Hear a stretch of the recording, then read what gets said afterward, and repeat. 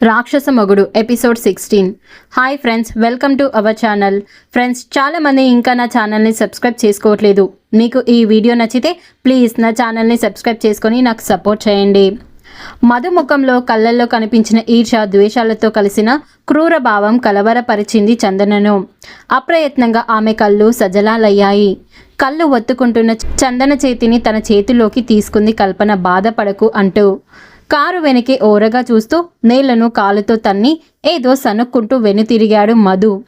నెమ్మదిగా front seat వైపు వంగి అఖిల్కు చెప్పింది కల్పన. చందన కాలి సూచర్స్ విప్పాలి ఈరోజు అని అంటూ.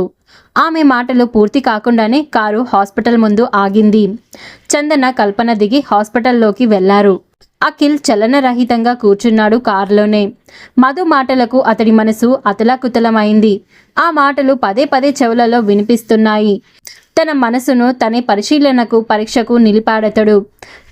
తనకు ఆమె పట్ల అటువంటి అభిప్రాయమా? నో అని నుదురుపై వేలతో రాసుకున్నాడు బాధగా. తనకు కేవలం చందన పట్ల సానుభూతి, పసివాడి తరుణ్ పట్ల జాలి, అంతకు మించి మరే అనుబంధం లేదు, ఉండదు కూడా. ఒక పనికి మాలిన వ్యక్తి ప్రేలాపనకు తనింత విలువనిచ్చి బాధపడకూడదు అని తనకు తెలియకుండానే తరుణ్తో బంధం ఏర్పరచుకుంటున్నాడు అతిగా. తాత్కాలికంగా తమతో కలిసి ఉన్న పరాయి వ్యక్తులు వారు. తనకేమీ కారు. తన వారు తనను విడిచి ఏనాడో సుదూరాలకు సాగిపోయారు. తనకు తనే మిగిలాడు ఏకాకిగా. అతడి కళ్ళు చెమ్మగిల్లాయి. అఖిల్, అఖిల్, అరే నిద్రపోతున్నావా అని భుజం తట్టి కుదిపింది కల్పన. ఉలిక్కిపడి చూశాడు అఖిల్. అతని కళ్ళల్లో మెరిసిన నీటి పొర కల్పన దృష్టిని దాటిపోలేదు. మధు మాటలు అటు చందనను ఇటు అఖిల్ని కూడా బాధించాయి. ఆ వాతావరణాన్ని సరిచేయడానికి అఖిల్ అడగకపోయినా చెప్పింది కల్పన. సూచర్స్ విప్పి ఆయింట్మెంట్ రాశారు. ఇంకా 2 వీక్స్ వరకు మెడిసిన్స్ వాడాలి అని అంది. చందనకు కారులో ఎక్కేందుకు సాయం చేసింది కల్పన. ఇంటికి చేరే వరకు ముగ్గురి నడుమ మౌనమే రాజ్యమేలింది. కారు చూస్తూనే పరుగున ఎదురు వచ్చాడు తరుణ్. చందనకు మెట్లు ఎక్కడానికి చేయందించి సాయపడుతుంది కల్పన.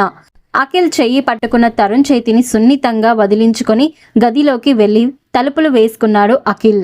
తరుణ్ చేతిని సున్నితంగా వదిలించుకొని గదిలోకి వెళ్ళి తలుపులు వేసుకున్నాడు అఖిల్. వీస్తుపోయి చూస్తూ నిలబడ్డాడు తరుణ్.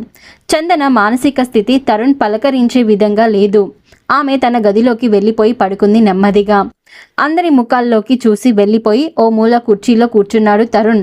ఆ పసివాడికి ఒక్కసారిగా ఎంతో దిగులనిపించింది. కల్పన మానసకు నెమ్మదిగా జరిగిన విషయం చెప్పింది. ఎంత హీనంగా తయారయ్యాడు అని బాధగా అంది మానస. వాళ్లతో వెళ్ళకపోవడం కూడా మంచిదైంది అనుకుంది. అరగంట తర్వాత తన గదిలో నుంచి బయటకు వచ్చాడు అఖిల్. నేను వెళ్తున్నాను అని అంటూ వెళ్ళిపోతున్న అతడి వెనుకే పరుగున వచ్చింది కల్పన. భోజనం చేసి వెళ్ళరా అని అంటూ. మానస గారు, మీ ట్రైన్ 5:30కి, అంటే మనం 4కు స్టార్ట్ అవుదాం, రెడీగా ఉండండి అని మానసను ఉద్దేశించి చెప్పాడు. తన వైపైనా చూడకుండా వెళ్ళిపోతున్న అఖిల్ వెనుకే చిన్నబోయిన ముఖంతో చూసి నెమ్మదిగా అడుగులు వేసుకుంటూ చందన దగ్గరకు వెళ్ళాడు తరుణ్. మధు మాటలే చెవులలో పదే పదే వినిపిస్తుంటే మతి లేనట్లు ఆలోచిస్తుంది ఆమె మనసు. ఆ అవస్థలో తరుణ్ రాక గమనించలేదామె. అక్కడ నేలపై పరిచి ఉన్న రజాయిపై పడుకొని తలదాచుకున్నాడు. అనుబంధాలకు, ఆత్మీయతలకు చెదలంటించగల కుట్రలు, ద్వేషాలు, కక్షలు ఉంటాయని, అవి మనసుకు మధ్య ఇనప గోడలై నిలుస్తాయని తెలియని అతడి లేత మెదడు విపరీతమైన ఒత్తిడికి, బాధకు గురైంది. అందరూ ఇంతే, ఎవరితోనూ ఇక మాట్లాడకూడదు, క్లోజ్గా ఉండకూడదు, అసలు వీళ్ళంతా తమకేం కారు, ఇక్కడి నుంచి వెళ్ళిపోవాలి మమ్మీ నేను అని అనుకున్నాడు. ఆ చిన్నారి మనసు ఆలోచనల ప్రవాహంలో కొట్టుకుపోయింది. అప్పటికి అతడిని గమనించిన చందన నెమ్మదిగా లేచి వచ్చి పిలిచింది తరుణ్ అని అంటూ. పలుకకపోయేసరికి లేపటానికి ప్రయత్నించింది. మరింత బిగిసి పట్టుకున్నాడు. నిట్టూర్చి వెళ్ళి పడుకుంది చందన. ఆమె ఆలోచనలు వద్దనుకున్నా మధు చుట్టూనే తిరుగుతున్నాయి. తనకు తానే ధైర్యం చెప్పుకుంది. కొద్ది రోజులు ఓపిక పడితే ఆ దుర్మార్గుని ప్రమేయం శాశ్వతంగా తొలగిపోతుంది. తను తన బిడ్డ హాయిగా బ్రతకవచ్చు. ఆ తృప్తితో ఆమె నెమ్మదిగా నిద్రలోకి జారుకుంది. 4 గంటలు అవుతుండగా అఖిల్ వచ్చాడు. ఏమక్క, రెడీయా అని అంటూ. నేను రెడీయే, మీరు భోజనం చేయండి అంది మానస. నేను బయట చేసేశాను, మీరెంత చేసేశారుగా అని అడుగుతున్న అతడి మనసు, కళ్ళు ఎవరి కోసమో వెతుకుతున్నాయి. అతడికి వెల్తిగా, అసౌకర్యంగా ఉంది. అందరం తిన్నాం తరుణ్ తప్ప అని అంది మానస. అదేం అని తరుణ్ అని పిలవబోయి ఆ ప్రయత్నం మానుకున్నాడు.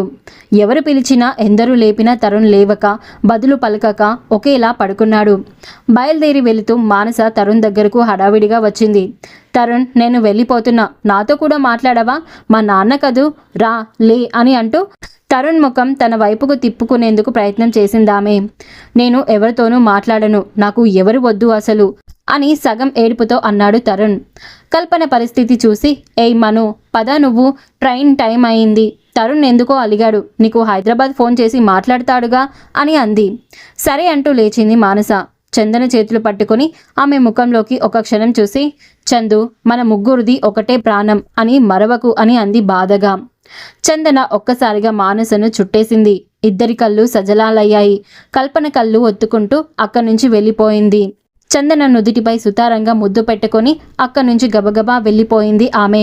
దుఃఖాన్ని పెదవి దిగువన అణచి త్వరగా మెట్లు దిగింది. బాల్కనీలో నిలబడి కళ్ళు ఒత్తుకుంటూ కిందకి చూస్తోంది చందన. కదిలిపోతున్న కారులోంచి చెయ్యి ఊపుతుంది మానస.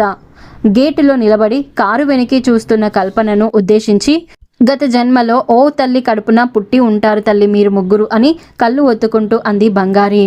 మానస ట్రైన్ ఎక్కి కూర్చుంది. వాటర్ బాటిల్, బిస్కెట్ ప్యాకెట్లు, పండ్లు తెచ్చి బాస్కెట్లో సర్దాడు అఖిల్. ఎందుకండి ఇవన్నీ? ట్రైన్లోనే దొరుకుతాయిగా అంది మొహమాటంగా. కొంతవరకైనా హెల్త్ను వాటి నుండి రక్షించుకోవడానికి ఇవి అని అన్నాడు. ఇక అప్పుడే ట్రైన్ ఒక్క కుదుపుతో చిన్నగా కదిలింది.